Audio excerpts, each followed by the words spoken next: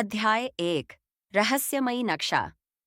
आर्यन और माया को आर्यन के दादा की पुरानी अटारी में एक पुराना फटा फटा नक्शा मिला। नक्शे में ब्लैकवुड जंगल्स के अंदर छिपे खजाने का जिक्र था। इस खजाने के बारे में कई कहानियां थीं, लेकिन कोई भी इसे ढूंढ नहीं पाया था।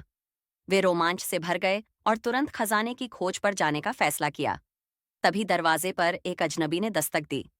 वह एक लंबी जैकेट पहने हुए था और उसने खुद को बकबीरौन बताया। अगर तुम सच में खजाना पाना चाहते हो तो मेरी मदद की जरूरत पड़ेगी, उसने मुस्कुराते हुए कहा। आर्यन और माया को थोड़ा शक हुआ, लेकिन वे जानते थे कि अकेले सफर करना मुश्किल होगा। दानव न करना मुश्किल होगा, इसीलिए उन्होंने कबीर को साथ ले जाने का फैसला किया।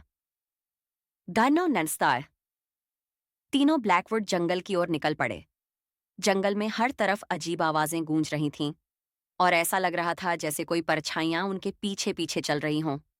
कबीर को रास्ते का बहुत अच्छा अंदाजा था, लेकिन माया को यह देखकर अजीब लगा कि उसने एक बार भी नक्शे को ठीक से नहीं देखा था। घंटों की यात्रा के बाद वे एक प्राचीन पत्थर के दरवाजे के सामने पहुंचे। दरवाजे पर रहस्यमयी चिन्ह बने हुए थे। माया ने उन पर गौर किया और पहेली को हल कर दिया। जैसे ही उसने सही चिन्ह दबाया, दरवाजा भारी आवाज के साथ खुल गया और उनके सामने एक अंधेरी सुरंग आ गई। जाओना तास। जैसे ही वे अंदर गए, कबीर ने अचानक आर्यन के हाथ से नक्शा छीन लिया। मुझे माफ करना, लेकिन मुझे यह खजाना खुद के लिए चाहिए, कहकर कबीर ने दरवाजा बंद कर दिया और अंधेरे में गायब हो गया। आर्यन और माया अब सुरंग में फंस चुके थे। उनके पास कोई और रास्ता नहीं था, इसलिए वे आगे बढ़ते गए। अंदर जाकर उन्हें एक गुप्त कक्ष पौन मिला, जो सोने और बेशकीमती वस्तुओं से भरा हुआ था। वहां उन्हें एक पुरानी डायरी मिली, जो आर्यन के दादा की थी।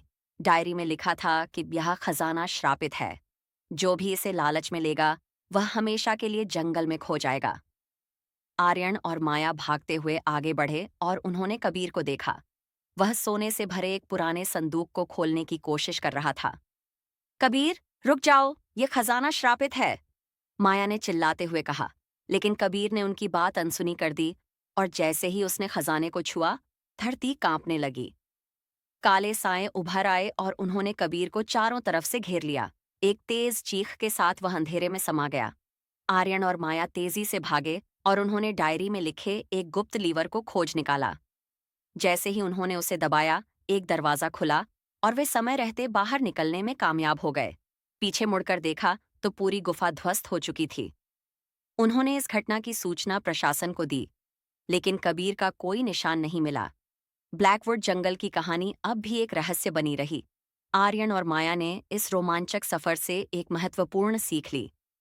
लालच हमेशा बर्बादी की ओर ले जाता है, लेकिन सच्चा खजाना दोस्ती और बुद्धिमानी होती है।